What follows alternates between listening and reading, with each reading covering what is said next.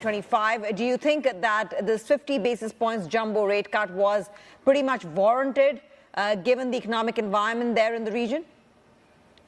Inflation's coming down fast enough, and the RBNZ is able to start to loosen policy a bit more aggressively, and that's what we expected. We thought they'd deliver 50 basis points today. In fact, we think they'll probably follow it up with another 50 basis points come the next meeting as well.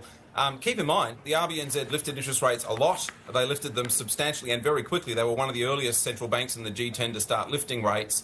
And in order to get this inflation down the way they have, they've pushed the economy into a pretty deep downturn. The economy really hasn't grown now for over 2 years. It's a smaller economy now than it was 2 years ago. So they've weakened demand, weakened the economy to get inflation down. They're finally at a point where that inflation's now coming down fast enough that they can take their foot pretty solidly off the brake, and that's what we saw today. Another cut delivered. We think there's probably more cuts to come, and this is a positive thing for the RBNZ. They've got inflation back where they want it. We get an inflation print next week, which we think will see inflation fall back into their target band, and evidently they're happy to start. They've responded already ahead of that.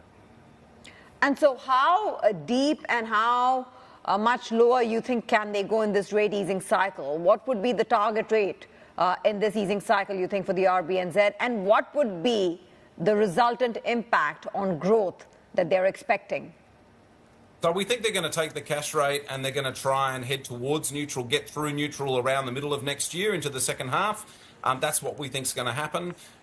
Although inflation is coming down, as I described, the headline rate of inflation is going to come down. A lot of that's goods inflation so far, tradables inflation. The domestic story still has one remaining challenge, and that is that productivity is still quite weak. In fact, the RBNZ flagged it today that productivity was quite weak, and that might mean that you still end up with a bit of stickiness in that domestic inflation story. So we think they'll cut. We think they'll deliver another 50 at the next one, and we think they'll follow it up with a sequence of 25 basis point moves in the meetings through next year, getting towards what we think will be around about 3.25% by the end of next year, or 3% by early 26. But we think they're going to slow down the pace of cutting as we get into next year, in part because we still see that domestic inflation story there as productivity's weak. On growth, yes, this is going to start to pump prime growth. The cuts that are being delivered, we think, will start to support the housing market, support the consumer, and we think by the time we get into 2025, we'll see some reasonable signs that growth